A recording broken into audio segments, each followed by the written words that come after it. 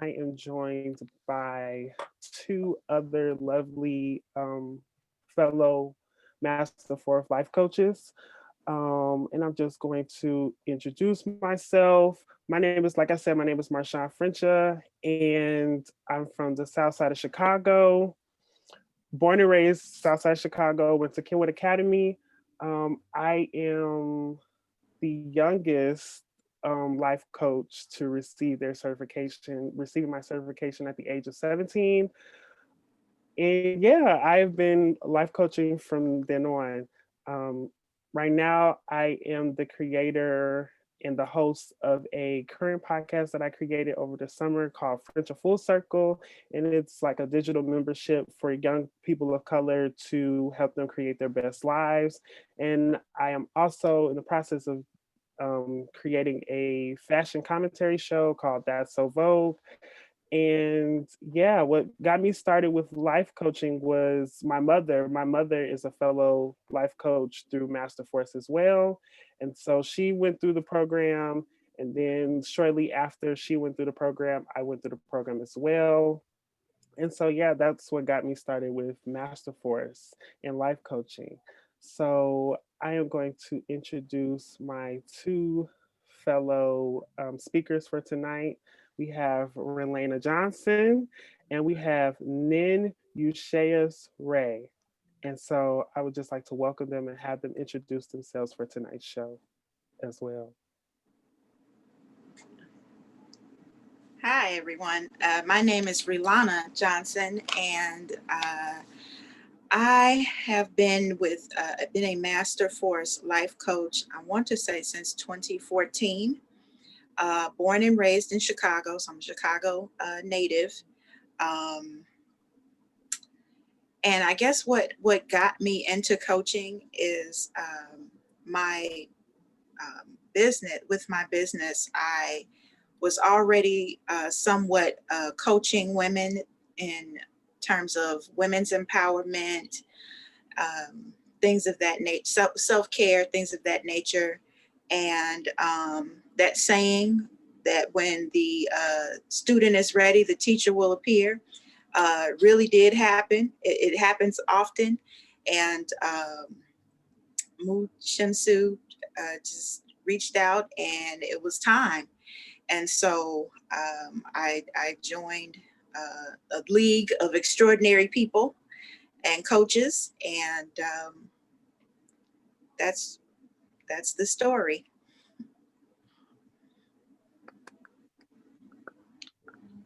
Awesome, awesome. I am Nin Ushaas Tupac, also known as Ushaas Ray. And I entered Master Force Coaching in 2014. I was in corporate America for about 20 years, became a certified natural healer, and boom, I'm a mother now. So at that time, I thought I knew everything. You know, I was healing people, running projects, and being a mother took a total toll on my life. And in Chicago, I'm from the South Side of Chicago as well. But I had my daughter enrolled into alternative school there. She was 3 years old. And shemsu-t was one of the speakers at the school. Ooh. And when after she spoke, I was like, I got to talk to this sister one-on-one. And I believe it was like the dead of winter. We was outside for about at least an hour, 45 minutes, just talking. And from there on, my journey in Master Force began. And so Master Force for me married all of the disciplines that I had learned thus far and helped me to become a better mother, helped me to comprehend my role as a mother and also my role in the community. So I was healing people and running projects, but I didn't apply those things to myself. So, and in the journey of motherhood, it took me down a very dark path because me seeing not fit, because I was like, this child needs so much, and where am I lacking? I just felt I was lacking. So Master Force provided the lessons for me to comprehend the role that I needed to take as being her guide and not her controller in what society has granted us for. So I give thanks for being able to share on this platform today. Yes, that is wonderful, and that's amazing. I love that you said that it started. You were, because I felt like that's what a lot of how I got back into doing life coaching started. I was like giving so much of myself and not really receiving the benefits of that, and then I had to really sit down and like dwell within myself to really heal myself, but also give back and heal my community as well. So I love that you shared that antidote. Um, and tonight, for tonight's show, we have come to speak on something very dear to me, which is it's a form of divinity, but rituals and altars, and it's becoming. I feel that rituals and altars are becoming um, people of today are connecting back more to this form of connectivity to the world and everything around us. So before we delve into our conversation, we would like to pour our libations for tonight.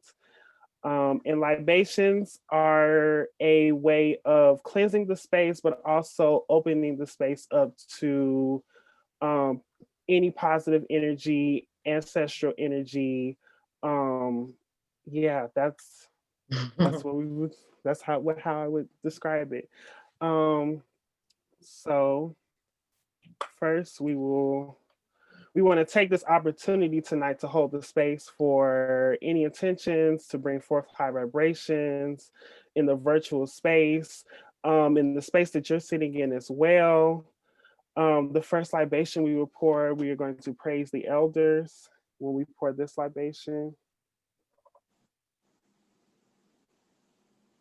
Ashe. Ashe. With every libation, we will say we will end it with Ashe.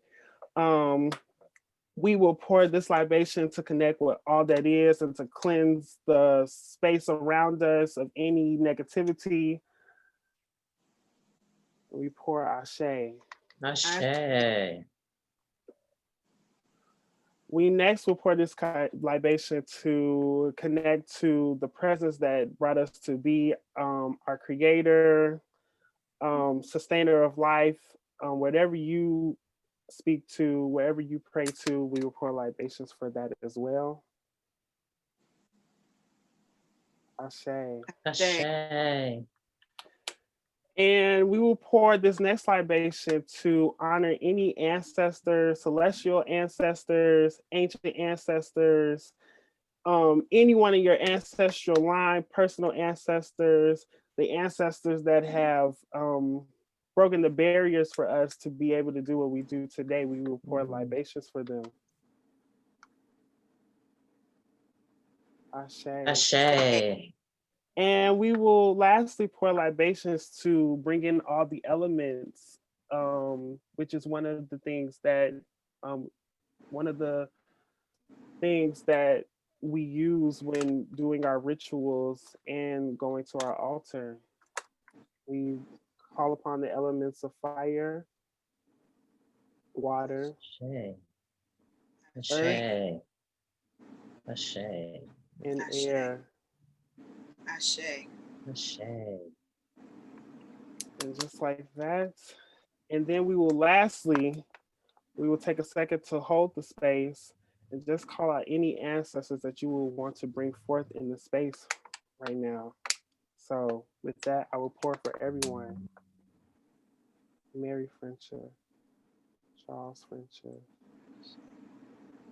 Jeffrey Frencha, All ancestors, known and unknown, named and unnamed. Yes. Hattie Mae, Shay. Amanda, Shalon, Shay. Ashe, Ashe, Ashe, Ashe. And just like that, we are ready to open the show. Um, just to, like I said, we are here tonight to speak about altars, doing altar work and rituals. And like I said, it has been altar, what I would call it more of is people of color connecting back to something that is native to us, because so many of us have been almost polluted with that Western civilization way of connecting to the earth. We've been taught that doing things like altar work and um, practicing certain religions such as Yoruba, Santeria, some may call it, is a form of demonic energy. And it's so funny because I was just having this conversation with someone a few weeks ago about how they had this fear and they had this thing so ingrained in them against the idea of practicing this. And I had to sit with them and talk with them to say to them, um, why do you think so? If you think about it, we've almost been taught that anything created by us is a form of evil. And so my first question would be if you both could explain in your own definition, what would you describe what is altar work and what is the practice of rituals? And also, why do we need to perform these things as well? And anyone can start the conversation. Well, I would say that, I mean, rituals, it's basically like the things we do in repetition. It is like it are your customs. They don't have to be things that you do daily, but they can be daily, weekly, monthly, seasonally, cyclically. You can go by phases. You can go by the days of the week. Sometimes, you know, it varies.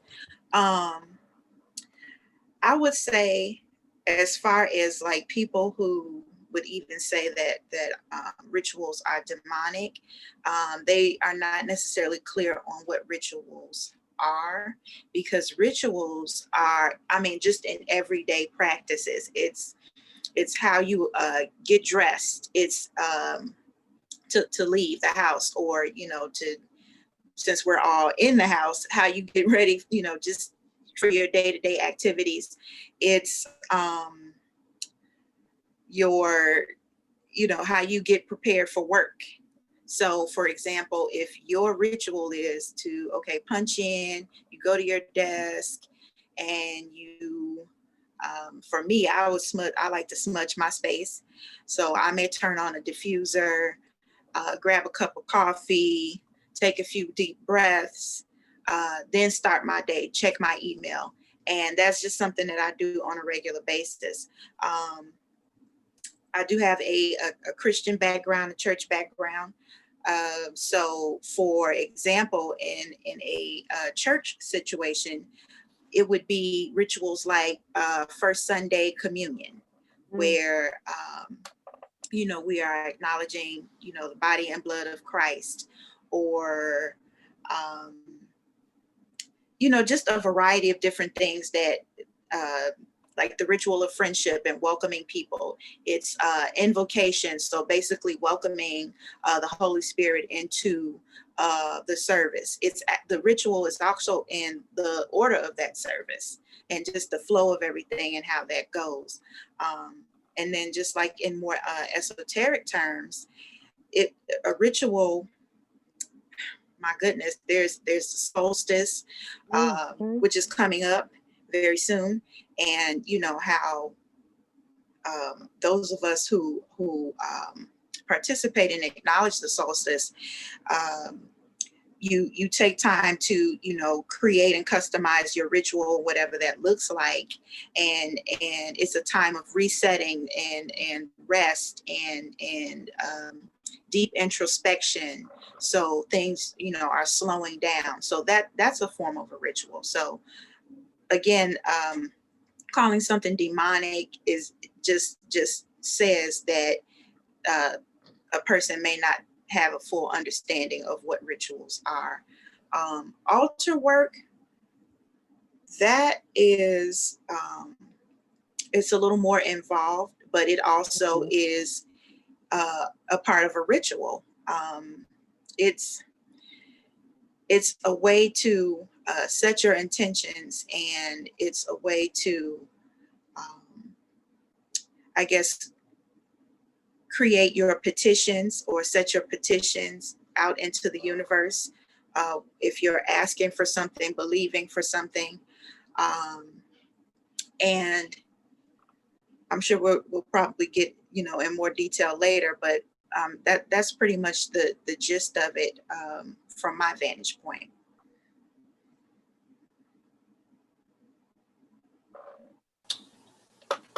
Okay.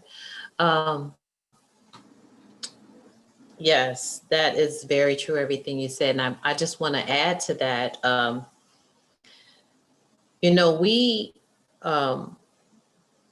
Nubians or melanated people within in the Americas, we have been taught rituals or are demonic mainly because we have power in doing things on a regular basis. So anything you do, as Relana suggested, on a regular basis is a ritual. When you ritualize it, you're putting your energy towards it. So anything that melanated people or anyone puts their energy towards, they can create magic or create alchemy. So they took the power from us and put it into things, you know, mainly women. So when you breathe is the ritual. So as I was preparing for this this talk, I got a message from a shaman in Peru. And one of the things he mentioned, he said, everything is a ritual.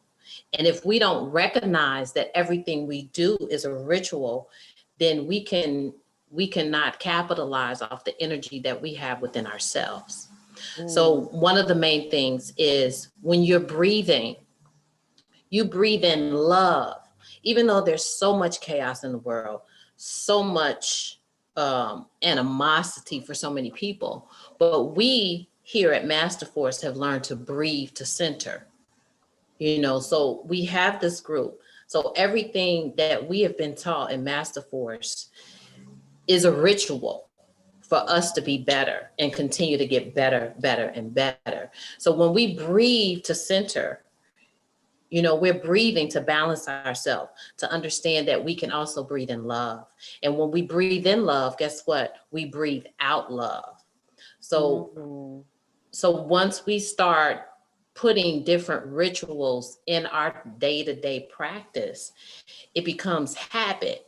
But we have been ritualized to do things that are negative for us. So all throughout the talks this week, we've been talking about the bad habits that we have been brought up with. Those are rituals, you know, whether they're negative or positive, they're all rituals. It's the point that we start ritualizing things that are more beneficial to us. So us that are doing our best to think on a higher level and vibrate on higher vibrations, we have the ability to not only help ourselves as we continue to help ourselves, breathing in love, we affect everyone around us. So we have that ability to affect in a positive way. You know the power that especially we as women and anybody has. Energy is contagious. So we have to start doing rituals that are positive to raise the frequency of not only ourselves, people around us, and the planet. Now, if you go into a church, any church you go to, you see rituals that have been done on a regular basis. You know, even when you brush your teeth is a ritual. Okay. Now, one ritual that I've started to undertake is even washing, when you wash your face. Okay. That can be a ritual. And you say your intentions of, I wash away the negativity of the day, bringing new joy to come my way. You know, every time you speak is a ritual. So people, we don't really realize, they make it demonic so we won't be able to capitalize off the power of it. Okay.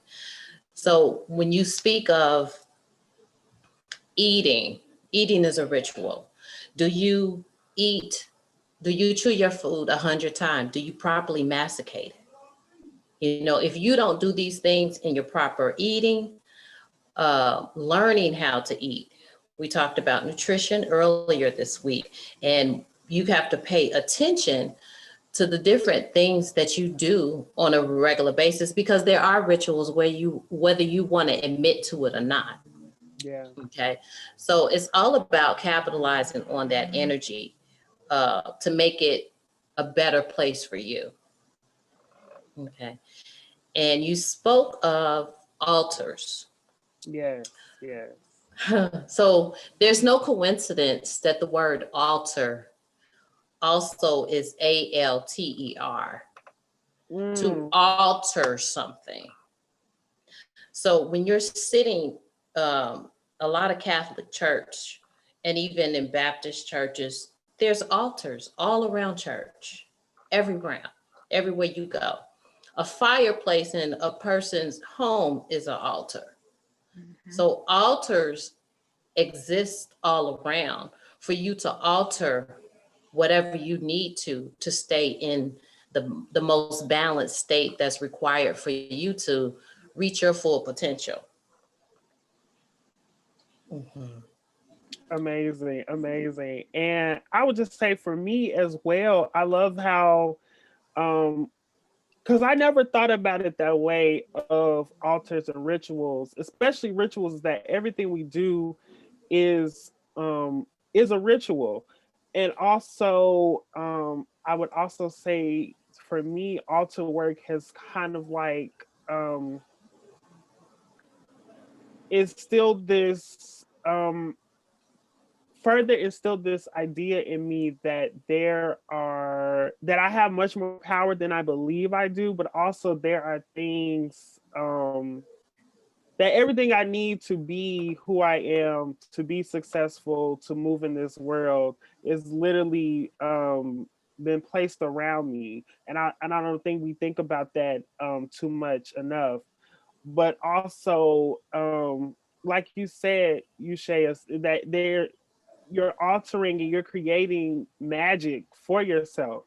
Um, and so just with that, I just want to ask you all what got you into doing this type of work? Because I know for me, I can remember even last year, I had moved to New York, and there were some things that happened that was testing my faith. Um, and then I remember my friend who does this type of work as well. He was telling me like, "Oh, you need to create your altar while you're there, and speak and converse with your ancestors on what you should do." And what was so funny was I never dwelled deep into it. It's been, like you said, from being in church, and also my mom, she has an altar as well. I've seen these things and it was placed around me, but I never fully took the time out to fully do the work and create positive practices for myself. So if Relana, if you could just say like how you started your work and what did you do to begin your own practice as well, and then we can. Sure. So for me, growing up in the church, I was familiar with altars, but I never connected it with the practice that I engage in now. It seemed completely different. What got me into it, I would say, growing up, in my family, I have 4 dads. And so one of my dads is my godfather. He's Puerto Rican. And so he practices Santeria. And so being around the house, I would see like these little altars in various places. And again, not necessarily, putting much into it, thinking much of it, just kind of not dismissing it, but just saying, oh, well, that's just something that my dad does. And thinking that it was, it was just a regular thing, in that house. That's how it was for me. Right. And so as I really got into it, what got me into it, I would say, was an instance of spiritual warfare. So I was in a place at this particular time, and I was an adult.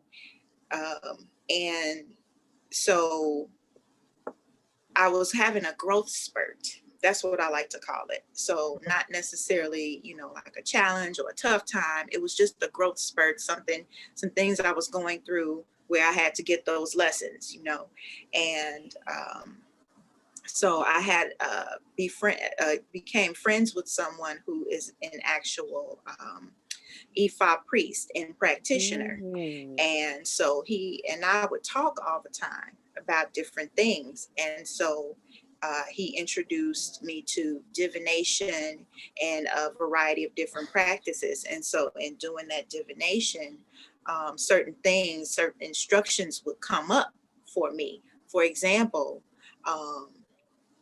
like your emotional resistance was down, or your spiritual resistance was down. So you need to ground yourself more. And in here are some suggested steps that you can take to do that. And then, so I started to pay more attention and then just do a little more studying on my own, but also listening, to the information that my friend would share. And it just kind of grew from there. So just that thirst for knowledge, working with Master Force, and practicing that mindfulness and being aware, it just grew, and the seeking of the knowledge grew and increased. And so I just started studying on my own, and I started to meet more people, make new friends, and really like find my tribe. And so all of us as practitioners, we just share different things. It's an ongoing process. You're constantly learning things. So there's no, like while terms like master or supreme and those types of words exist,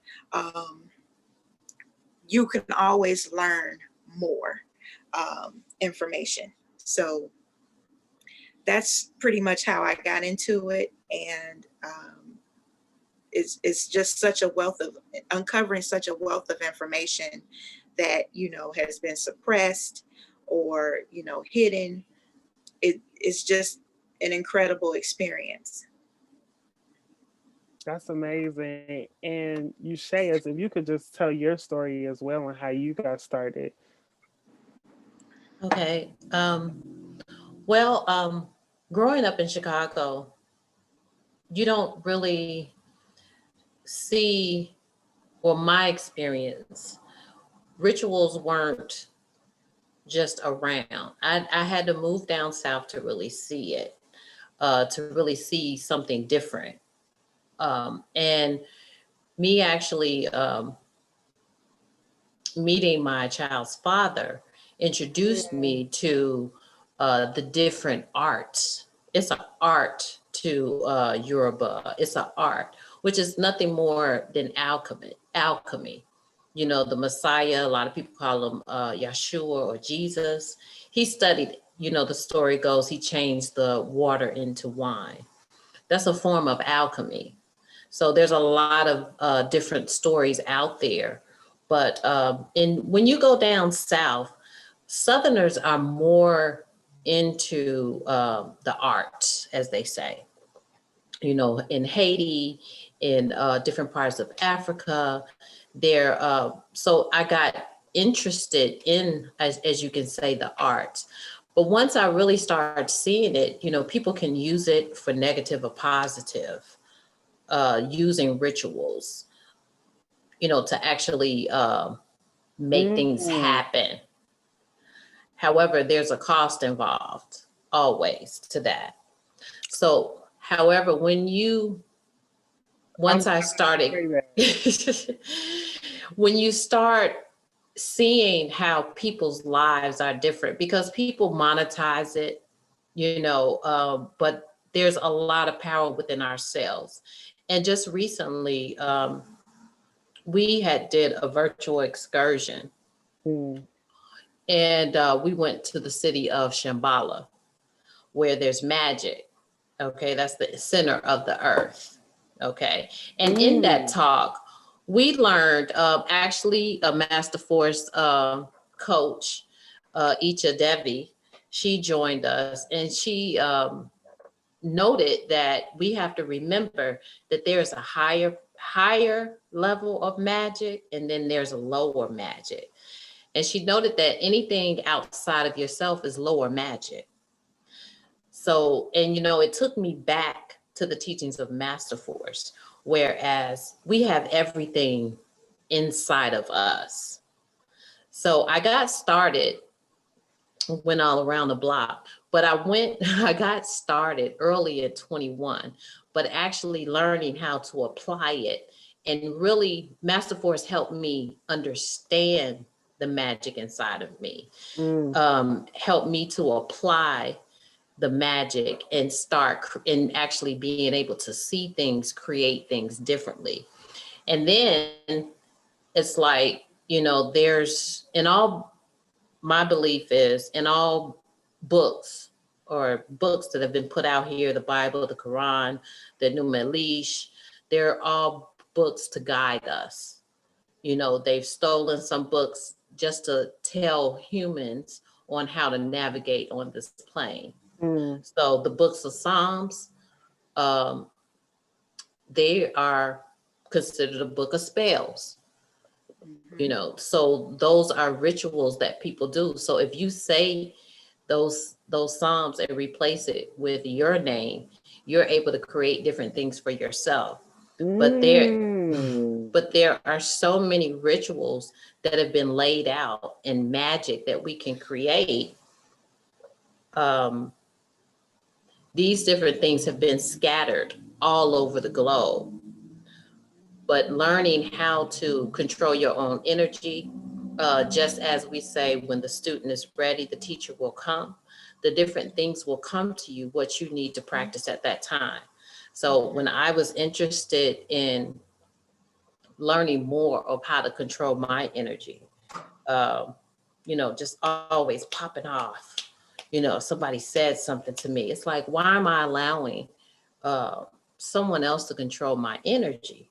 You know, Moot used to say, it's like, why does it matter? Why does it matter what they say? You know, people have their own energy, but if you're not learning your own rituals and being able to control yourself, then it's always going to be a challenge.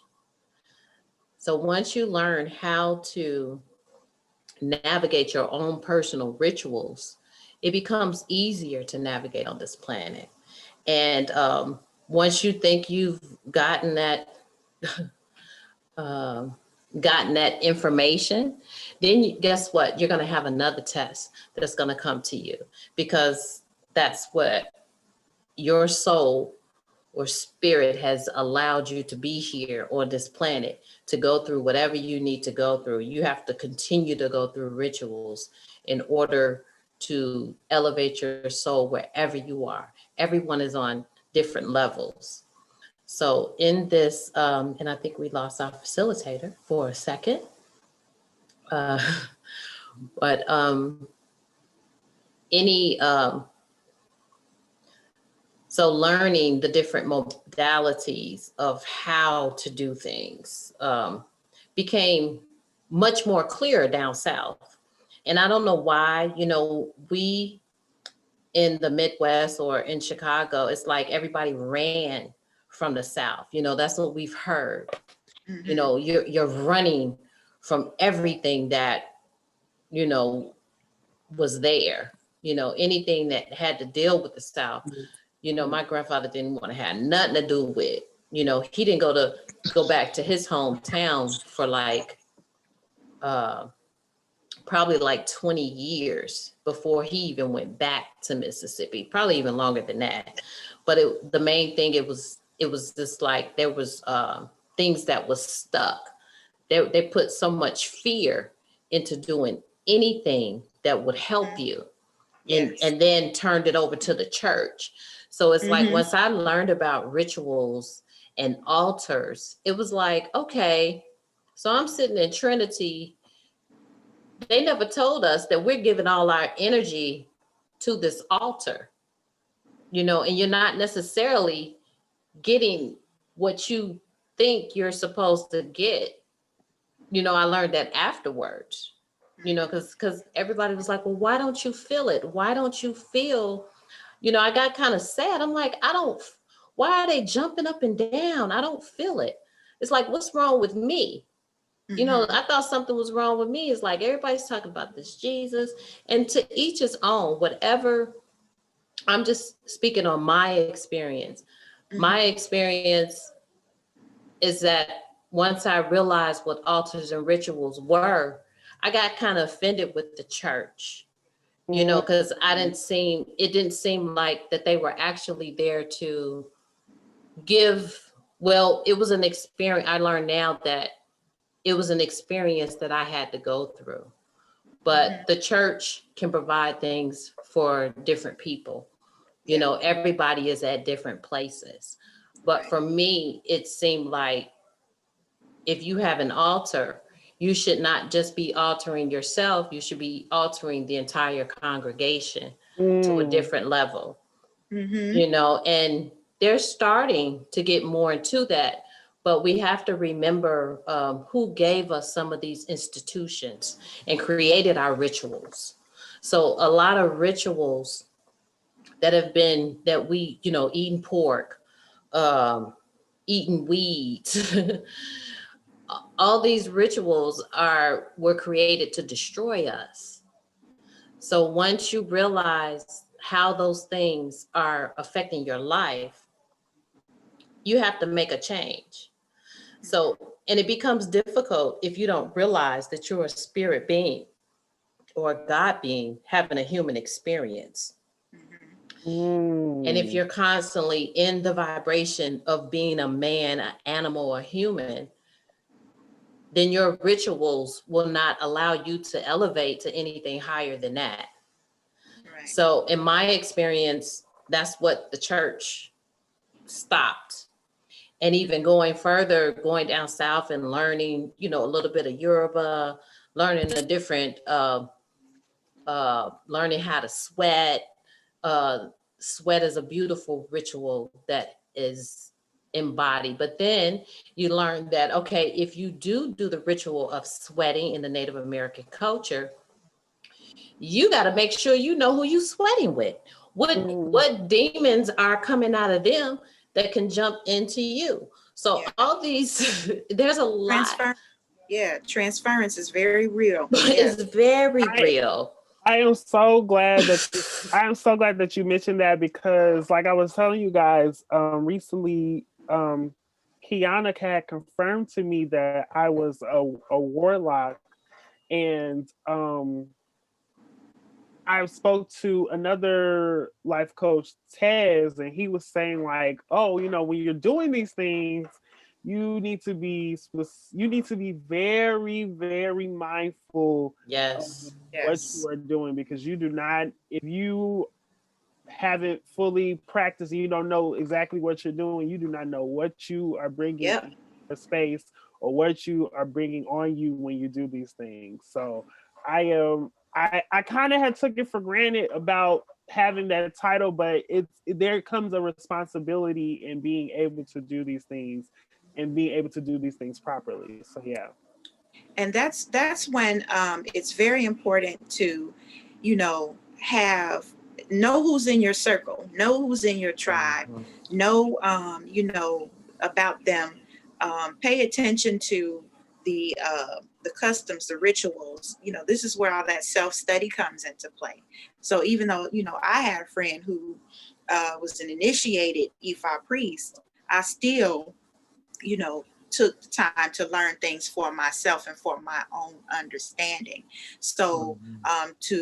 to speak kind of briefly to your points, Ushaas, I grew up in a different kind of church. So as a child, I would go to a Baptist church with my godmother, and then of course you had the rituals and things there, and then I went to Catholic school, so I was like surrounded by Catholicism, and they would teach you and about different cultures and other religions and things like that. But it was just like a footnote. But Mhm. as an adult, as a young adult, I ended up at a church that goes by the motto unashamedly Black, unapologetically Christian. And so they approach religion and spirituality from a different vein because they embrace culture.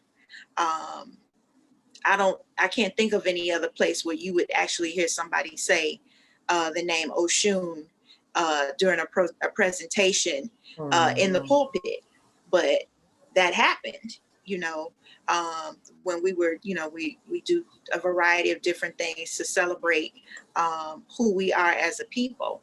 And so I definitely have heard, those similar narratives that, uh, there were places in, there, some people had these experiences in the church where things were not necessarily resonating with them. Um, but for me, it it was more of an embrace. So even even in my day to day, I appreciated being in a space where they would let me be me. So they know that I'm a sage burning, incense burning, sister.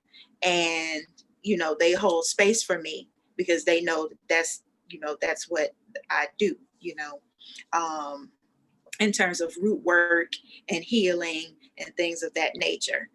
Um, and so, again, it's all about knowing, your circle, knowing who's in your circle, who is, who you're surrounded by, because with that comes with your growth comes discernment, and your discernment expands. So the more that you study for yourself and that knowledge of self is enhanced, you'll come to be able to discern who's real and who isn't real, so to speak.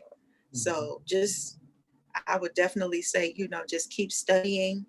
um, the tools are out there for you to learn and grow in the craft and find your path and find where you fit in in that realm when it comes to the arts. And I would also ask, how would someone begin to, such as create an altar or create, start beginning to do a ritual? Because I know, like for me, I would say one of the first things of me doing altar work, and I didn't even know I was doing it, but I did a spell a few years ago, and that was kind of like my foot in the door on how to begin my altar work. So how does one begin to delve into that and create the altar? What is the best way to do that? Would you like to go? Okay. Oh, I'll go anyone first. could go. Yeah.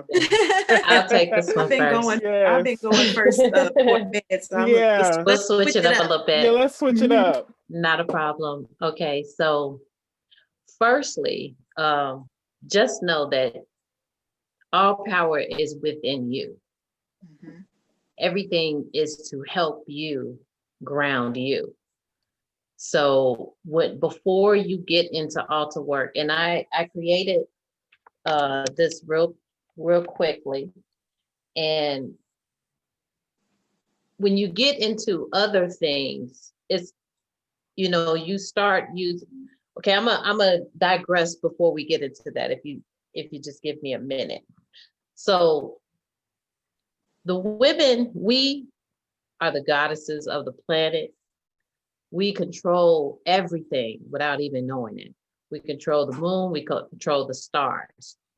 Every ritual was to mimic us.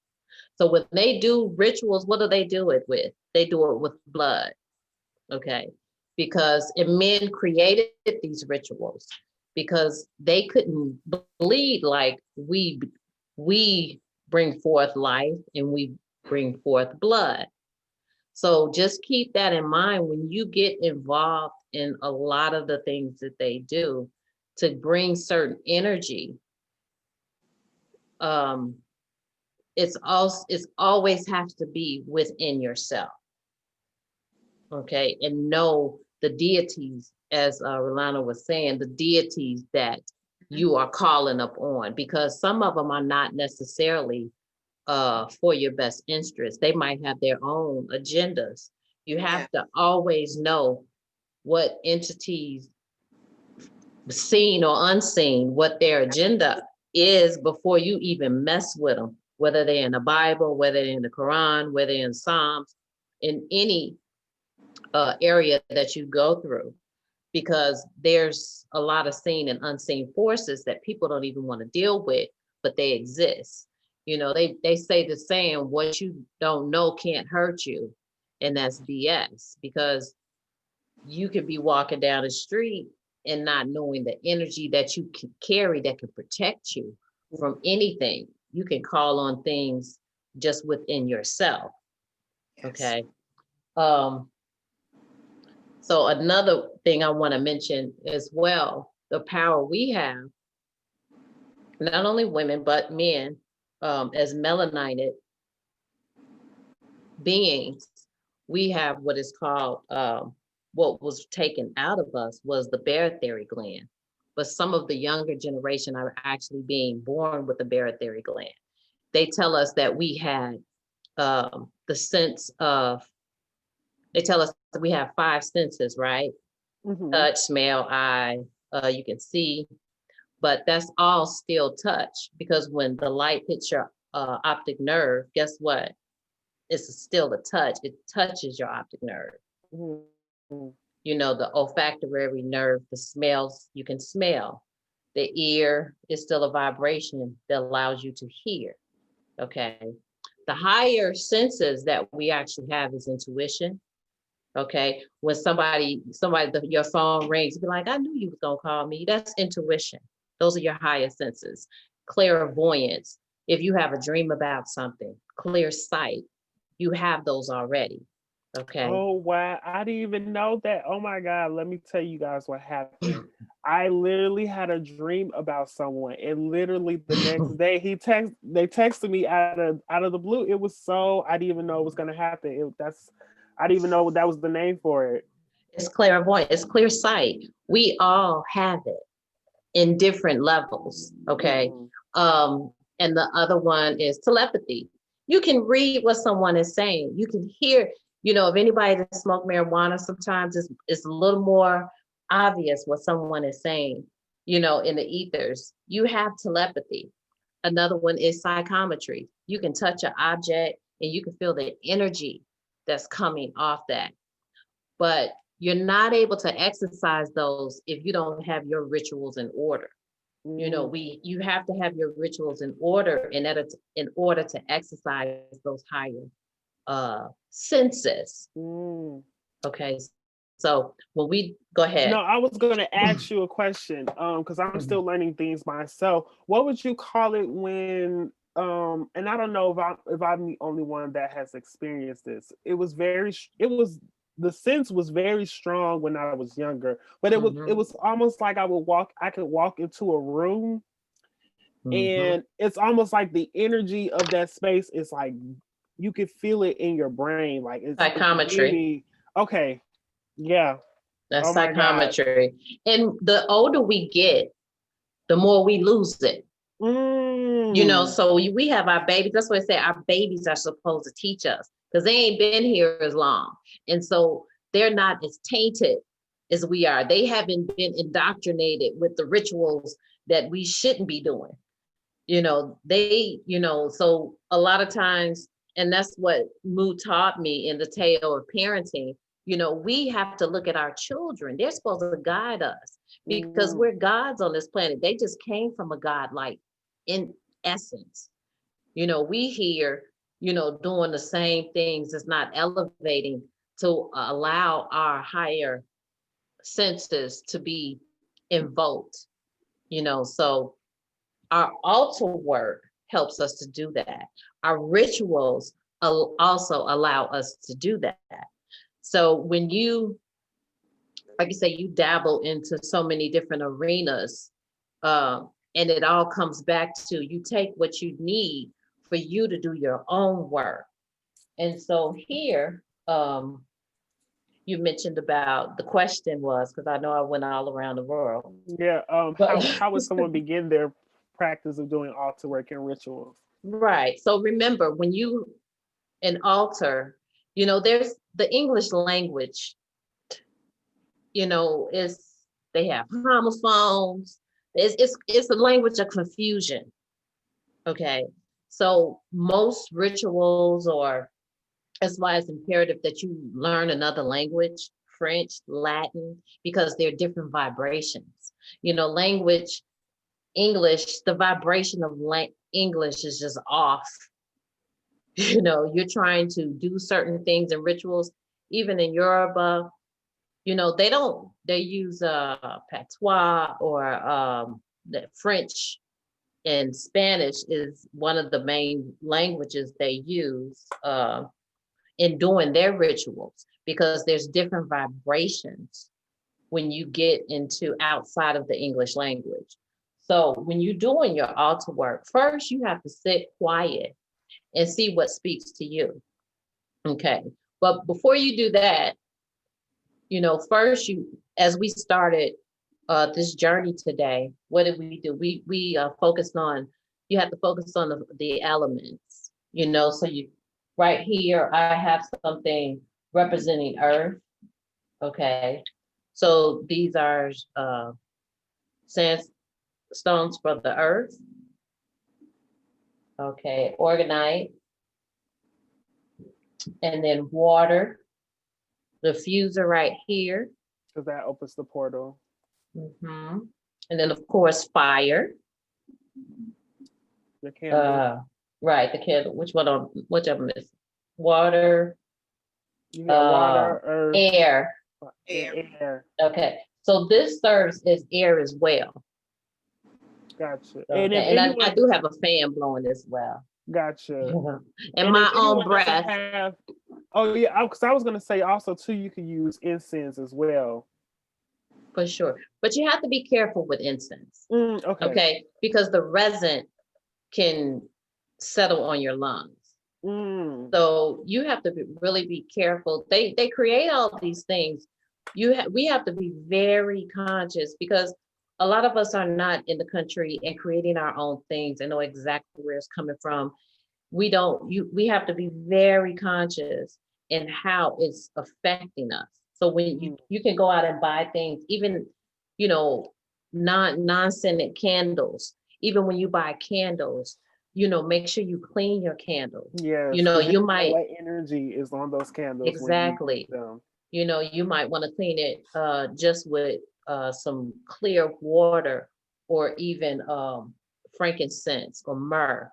You know, frankincense, myrrh, and I believe lavender, we was taught earlier in this week, is a high vibration oils. So those things, you want to, anything that you put on your altar, you want to make sure you clean any energy that's from it.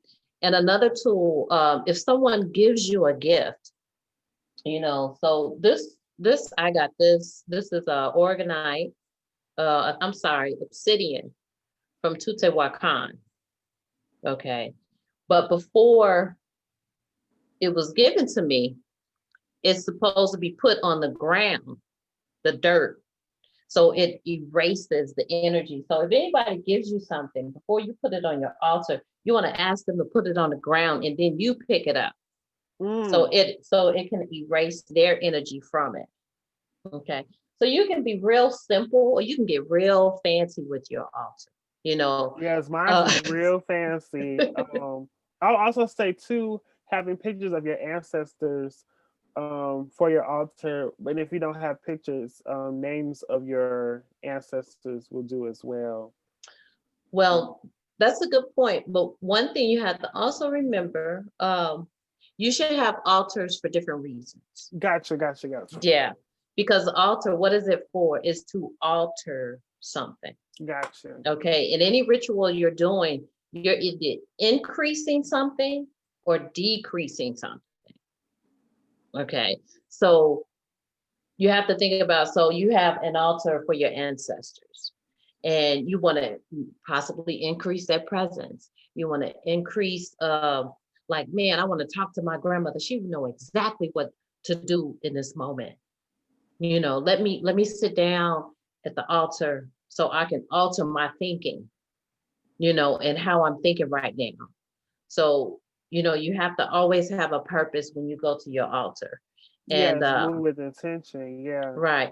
And some people have an altar for herbal work.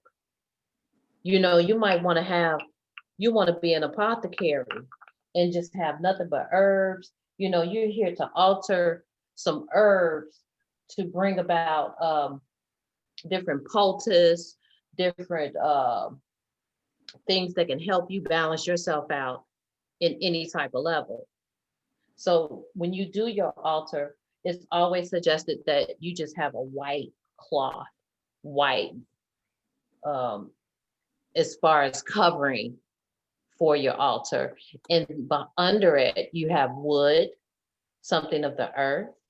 If you can make it, that'll be beautiful too, because you're putting your energy into it. So when you go to your altar, you're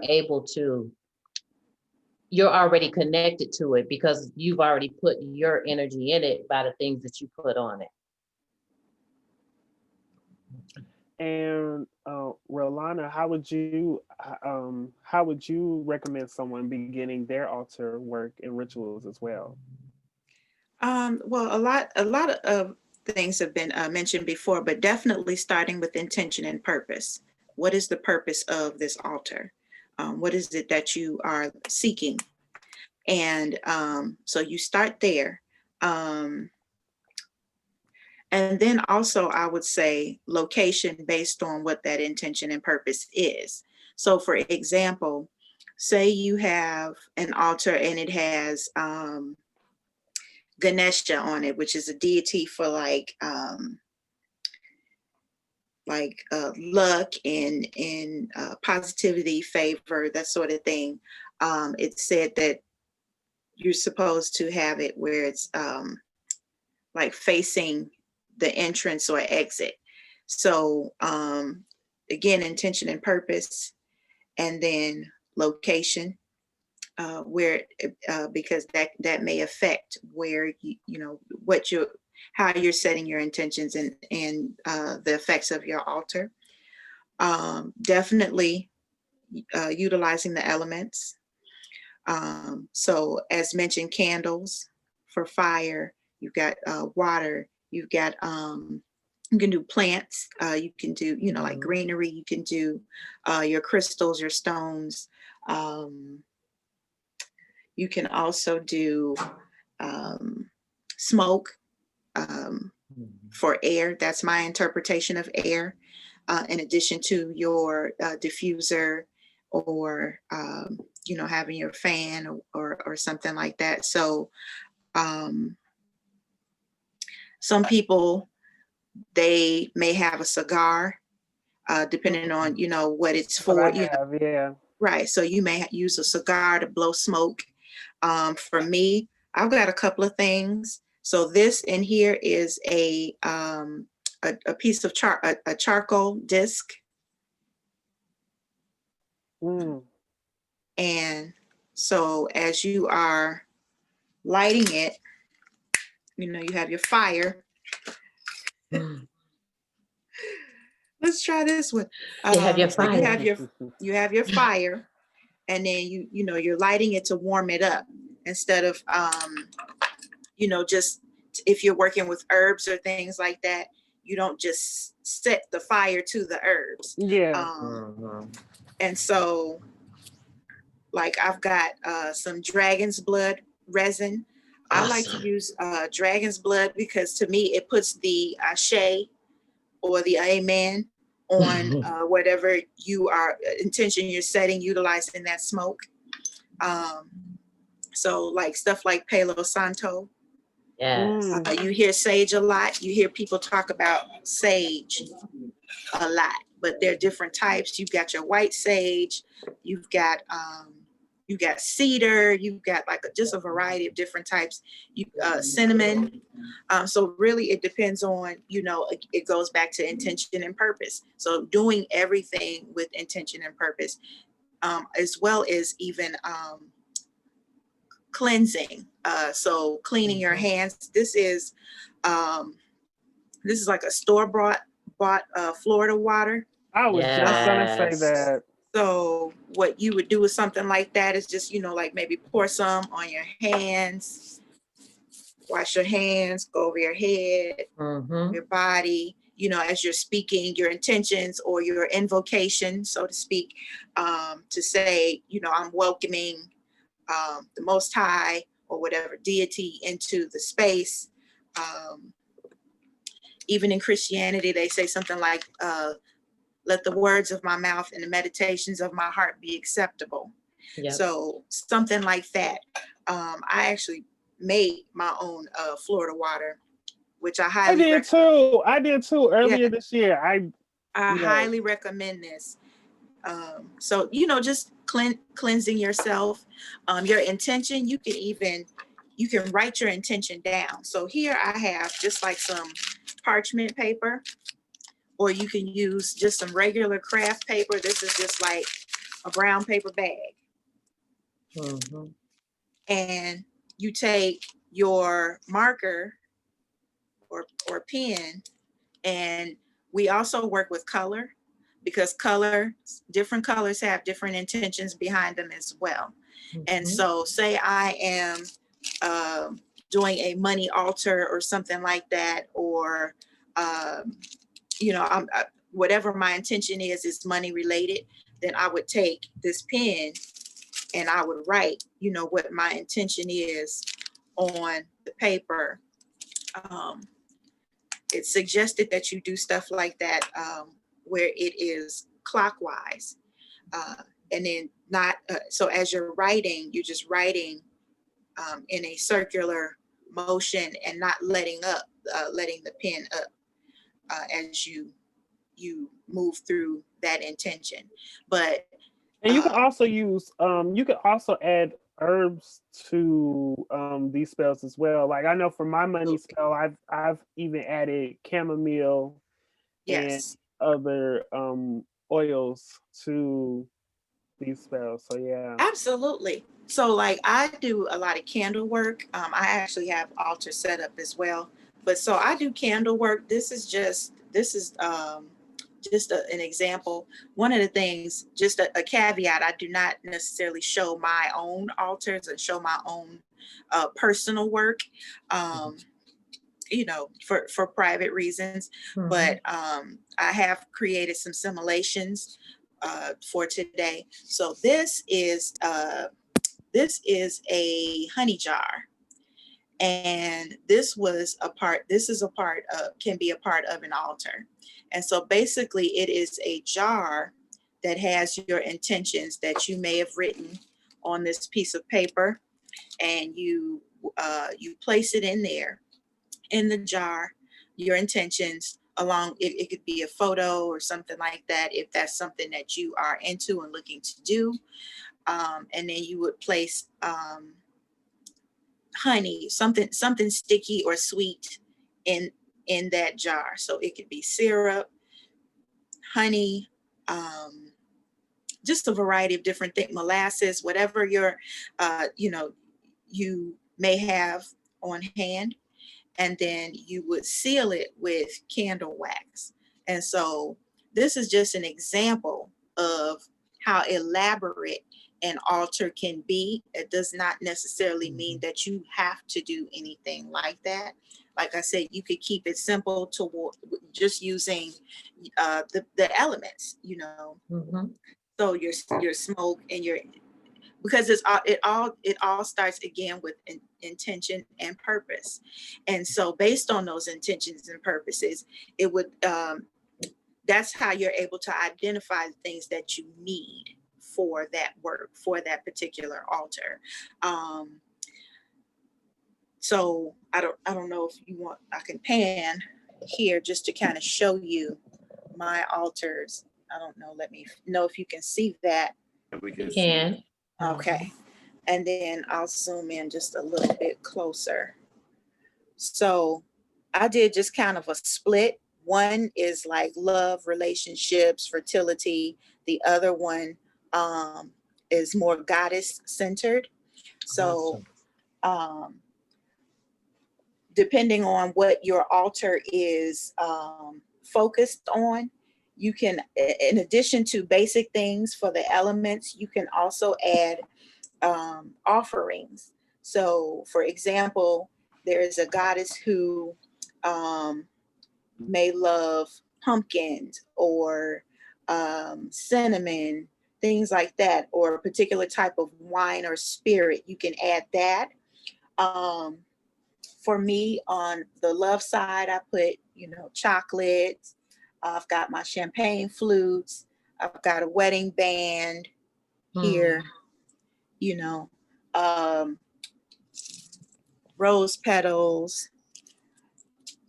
little sayings. You can do like the picture frame and put the photo in there. They also have like special candles where you that are geared towards couples. You can utilize stuff like that. I have like the fertility statue.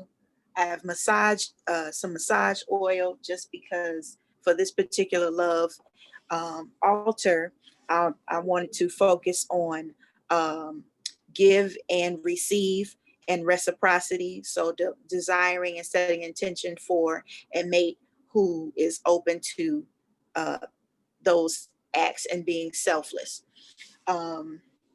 Here I have my ancestor altar.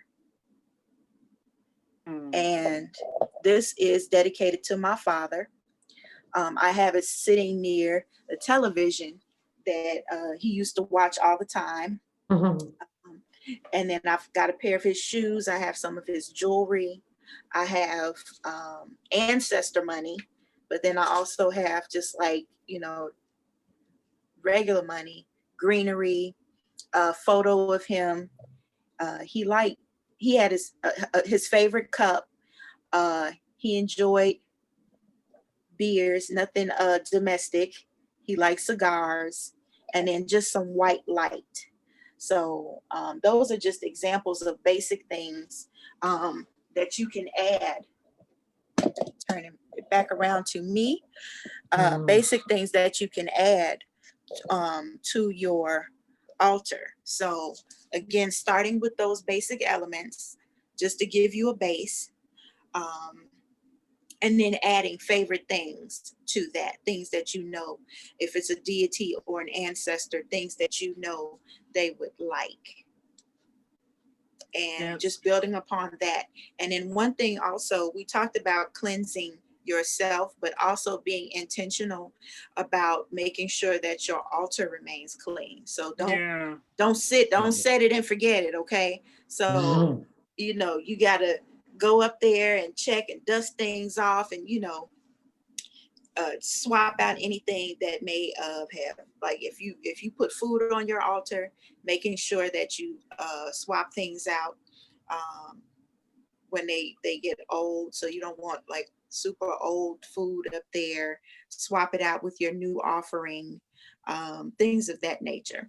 But yeah, again, it can be really, really elaborate, or it can be extremely simple. My first altar looked like a corner of space in my bedroom, on a cabinet, and I had a candle and I had a piece of paper, like what I showed you all. It was a piece of paper like this with the candle, and then I had some crystals. That was it. Yeah. Yeah, and I was also going to ask if you could give like a quick recipe for Florida water. How would someone go about making that? Ooh, that's not a quick recipe. That is not a quick recipe. But I could definitely like submit that for the audience, but I can give just some brief things. So you want to use a spirit, so like vodka or rum. You want to use dried flowers, dried fruit, like orange peel, lemon peel. Orange peel, yeah, orange peel, lemon peel, dehydrated. And then you want your flowers. So you could do fresh flowers, and massage the petals. For example, if you're doing roses, massage the petals with something like sandalwood or your frankincense or myrrh or something like that. But like really working with each ingredient, because again, it goes back to that word intention, those two words, intention and purpose. And then essential oils. So you've got things like bergamot, neroli, lavender, mint, eucalyptus. So it really just depends on what type of intention that you want to use behind that, and then the things that resonate with you in terms of your specific water. So for example, with me, I did like bergamot, rose petals, I did the orange peels, and I used rum, just because I resonate more with rum, having, a father who's from Puerto Rico, so that Caribbean essence, and so that's really what resonated with me. And to me, rum signifies warmth, whereas vodka signifies coolness to me. So those were the basic things, though. It again is not really that simple, or it has a little more nuance to it, but definitely your essential oils, your flowers, your dried like fruit, like the orange peels and the lemon, and then a spirit. So that vodka or your rum. Got it. And so we are drawing to a close very soon. Not too soon, but very soon. I would also, my next question would be, what would be the best time to perform rituals? And also, how can we help women learn the science of rituals and altars? I'll start with Ushaas. Okay. Well, the best time to start, it depends on what you are doing at that particular time. So for the hours, and we do have a handout for everyone, which is a calendar, and it actually gives suggestions on what should be done at what time. So when you think about the shadow hour, where is the time where the moon is in, the time between, they say 3 o'clock in the morning to when the sun appears to rise. It's the best time to do your meditation, best time to speak. They said that's best time to speak to your ancestors.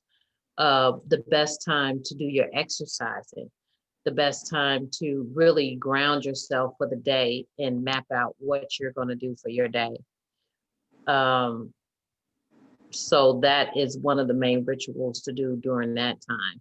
When the sun comes up, that's, high energy is time to work. So by the apex of the sun, or high noon, as they say, which is normally like 12 or 1 o'clock, depending on where you are, that's the time to actually work, prepare, cultivate, and train yourself for whatever you do. And after that, it's actually time to take in your sustenance. I must say, as soon as you wake up, you should be drinking water, to cleanse yourself, the inside of yourself, to cleanse yourself prior to doing any type of ritual. Okay. So in the afternoon, after that, then it's a great time. After I guess you could say the sun is diminishing. It's a time to relax. It's a time to journal. It's a time to just get into your day, get into a recap, so to say, your day. So by the time, 9 or the apex or the high noon, you should have finished all of your work. Our spirits aren't conditioned to work all day. Amen, somebody.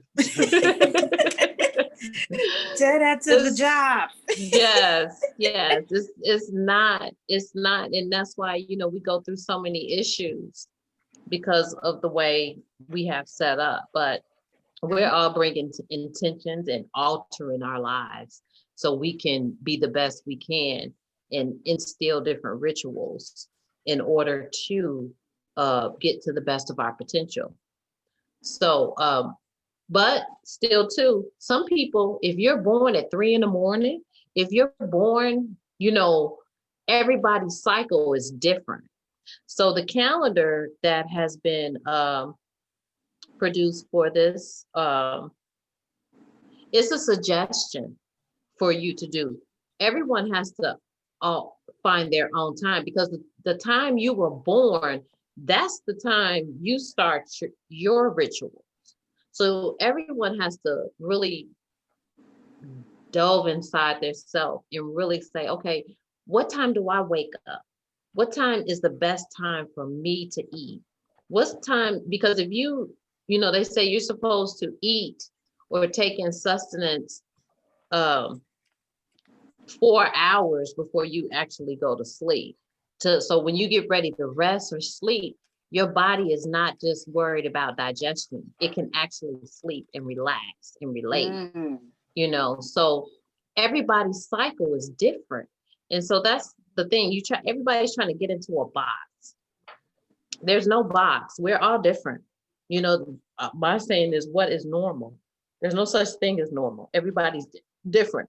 So just because everybody came in this planet or in this realm at a different time, everybody has to determine what time is for them. But there are suggestions out there.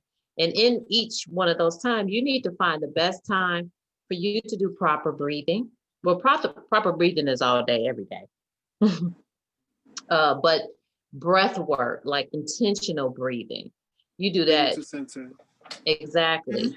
Of course, when you're not feeling sane or outside of yourself, you always do that.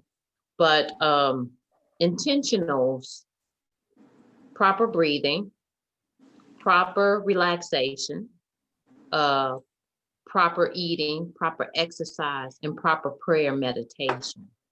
Those are all the things, 5 things that you should have as a ritual within your daily life. You can carve out some time. But again, in the calendar that we have, And journaling. You have to journal. You have to journal in order to get your mind in a space where you can, you have to do a mind dump, you know, and normally some people do that. It's better for some people in the morning. You know, I want to journal. If you have, you can have a dream journal. So when you wake up in the morning, you be like, oh, I got to write this down. You know, I got to get it out. So that might be the best time for you to do it then. Or you might have another journal for the shadow hour when you finish your day. Okay, you might want to write down what things, what went right, what went wrong, what, you know, what you have to do differently. So a lot of it has to do with you really getting in tune with yourself so you can understand your cycles. But everybody's on the, you know, the whole night. But in when you get a copy of the calendar, it actually starts in the moon time, because just like in the Bible and in a lot of other books, it says, let there be light. So if it says, let there be light, guess what? Darkness was first. And everybody's afraid of the dark, you know, but that's where we all came from. The womb, we were in triple darkness in the womb.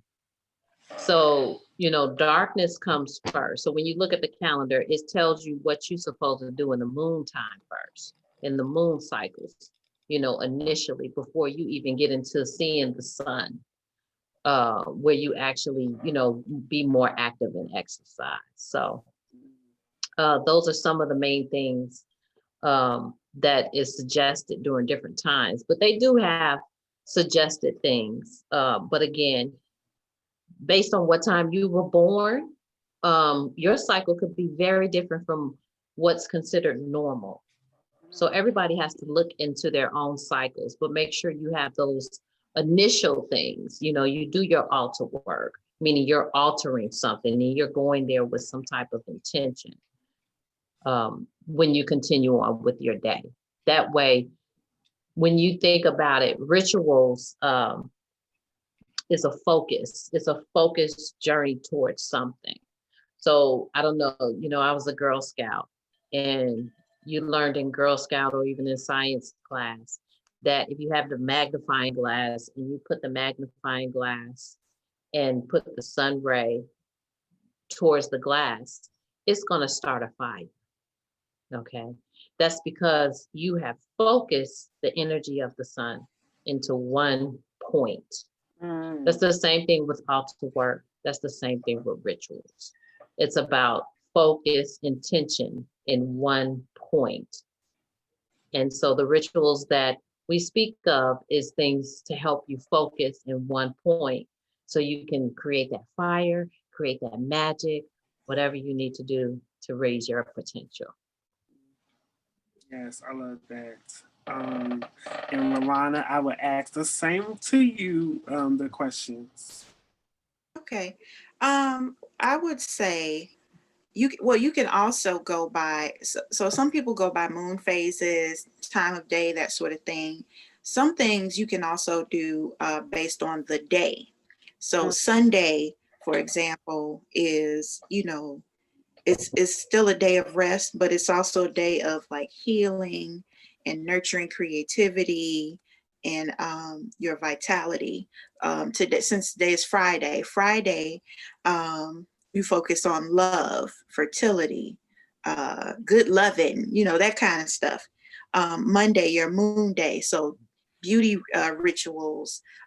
Some people, like those who have natural hair, that might be your wash day. You know, so working on things like that. Tuesday is a day of action, so you know, working on things that working on your goals. Thursday, Wednesday actually would be like a day that you would focus on like communication. Thursday would be a day that you would work, you know, think about and work on business or legal matters, stuff like that. So there are a variety of different ways that you can practice. There is no one set way. There's just, you know, suggested guidelines. and then you take what resonates with you, and then you just kind of discard the rest. Tools that can be utilized for people to really grow and study in the craft. I was just going to ask that. One of the things that's very important, I would say, is learning your charts, divination, things like that. So getting readings. We have some amazing coaches inside of Masterforce who are amazing readers. Timothy Glenn and Kiana Thompson, shemsu-t. There's just so many, who have nurtured that craft, and within different modalities. So I would highly recommend, reaching out through Masterforce to, just learn more about yourself through readings and divination, and sort of thing. There are also a few books that I would suggest picking up. One is The Sacred Woman, Queen Afua. Can never go wrong with that. This book, this is something new that I've just started reading. It's called The Book of Blessings and Rituals.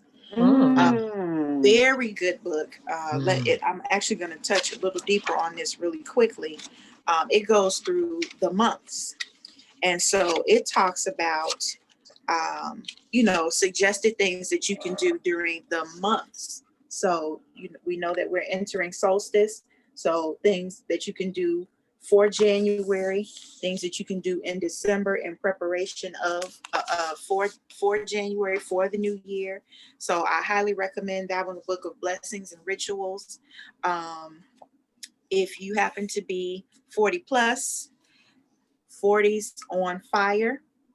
Some of these books are more like self-care books, because that's key. Again, as Ushaas mentioned, like things you start with source. You start with things that are within. And so if you are having or in a space where you are indulging in more self-care or learning more about self-care practices, I recommend these tools for that. So 40s on Fire, The Witch's Book of Self-Care. Yes. And there's actually like a line of books within by this particular author that are really good. One of my absolute favorites, especially for a day like Friday, we're just going to keep it PC and call it The P Prayers by Black Girls Bliss. But this is a very, very powerful book.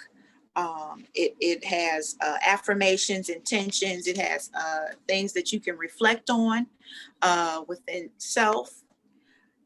And I highly recommend that one. This one is Awaken Your Inner Goddess. That's another good tool. And again, it has, like your affirmations and it just a variety of different things. If you are looking just for a journal, if you want something that's a little more involved and a little more detailed, but you are still pretty much utilizing your own thoughts, your own words, I recommend I'm a Bad Woman and I Get What I Manifest. If you can see that. So inside of here, it is a journal. So it just has blank pages, but it has just like a few little minor prompts. And then ways that you can release that intention with gratitude and love. So those are just, a few little powerful tools that you can utilize.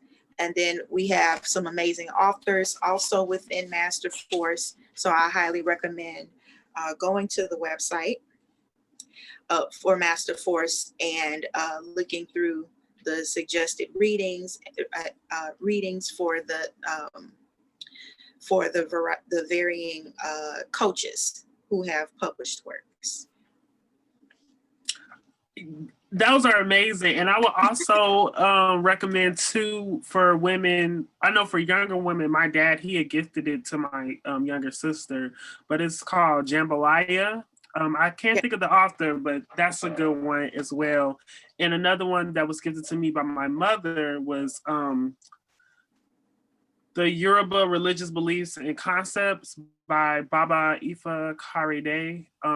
That's a great one that I had started using to begin my own journey into altar work and rituals and delving deeper into my own spirituality. Ushaas, did you have any resources that you wanted to recommend to the viewing audience? Oh, and one more. Oh.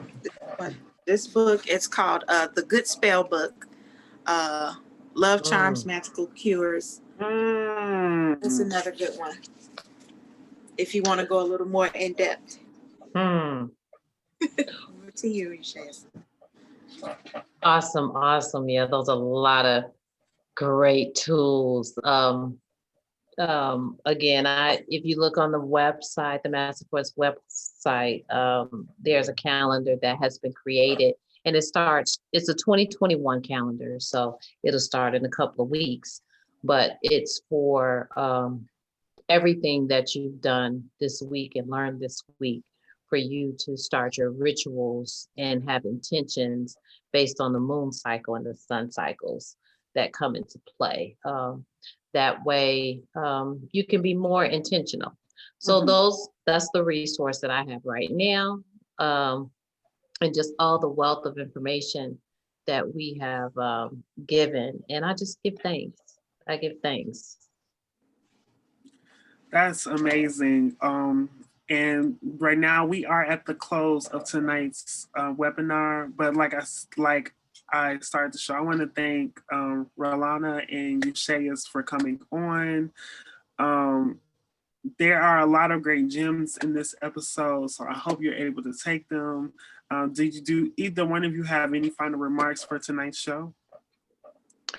Oh, well, the final remarks I just say is just make sure you fill your life with joy and know that in your rituals and in your altar work, that the power is within you, and make sure your intentions stay within you, and hold your power and use it wisely. Yes, that's a great one. Use it wisely. Definitely concur with what Ushaas said, and also I would say keep your rituals and your altars close to the vest. Again, going back to what discovering and learning who your circle is, who your tribe is. There may be people that you share information with, that you receive information with based on what you shared, and that's wonderful. Read the room, though. Know who you are sharing that information, disclosing that information with, and don't let everyone be privy to the things that you are believing for and setting your intentions for. A good example of that would be it's vision board season. So everybody is going to start talking about vision boards, creating vision boards, doing them. For me, that is yet another sacred ritual, and it is also another form of an altar. Just more in that creative vein. And so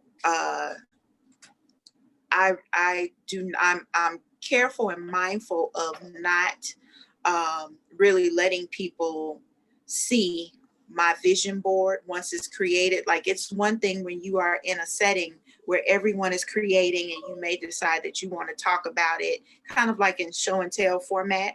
That's one thing. That's different from, say, I once heard a story where someone who had their vision board posted, and a cousin or a sibling came over and was like, well, what's that? And just looked at all the different things on the board and was like making fun of them and, just joking around, giving them a hard time about it. But basically, it became a situation where that person was speaking negatively over, their intentions on that vision board. So again, just mindfulness of protecting your peace and protecting your space, protecting your thoughts and your intentions.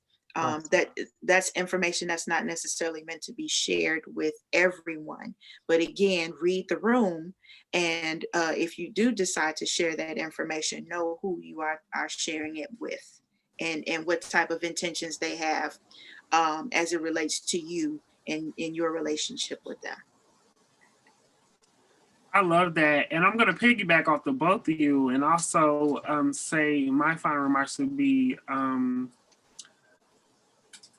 trusting your intuition on everything. Because I could say that if I would have really, I always knew there was something there within me in the metaphysical, but I never really dwelled into it like I should have. And I felt like if I would have trusted my intuition and dwelled into it, you know, I would, I'm great, but I would be so much greater in what I want to do. So yeah, trusting your intuition, and also, like Relana said, being mindful of your circle, the people you share energy with, understanding what are they mirroring for you, what is coming up when you are interacting with these people in your space.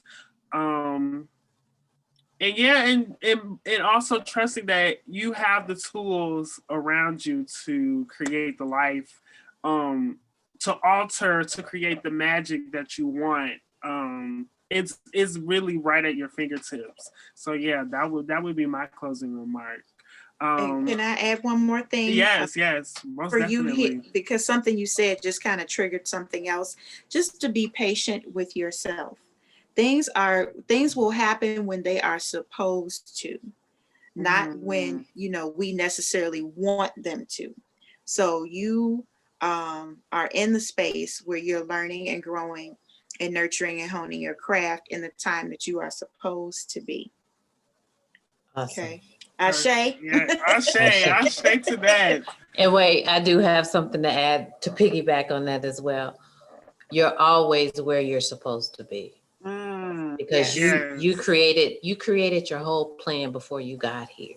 So everything you're experiencing is a lesson. Yes. To learn from. Yeah. And the path of least resistance is where we all am learning to alter and focus on to create our magic. Yes. I love that. Ashe. I just want to thank both of you ladies for coming on to speak tonight. I want to thank Leela and Mama Moot for providing the space for us to speak tonight. And I want to thank the audience for being here to be in this space, taking the time out to sit and listen and watch us discuss this. And so we are at the close. I want everyone to have a good night, get good rest, set your intentions for 2021 and the end of 2020. Creating your rituals now, planning your harvest now, so you can reap what you plant into the earth. So yes, we are at the close. Come back tomorrow for the last night of Ignite Your Soul Connection. We are going to have we're going to have one last great topic to discuss for tomorrow night's show. And so, yes, we are at the close. Good night, everyone. Have a good one. Peace and light. Assalamu alaikum with magic. Give thanks.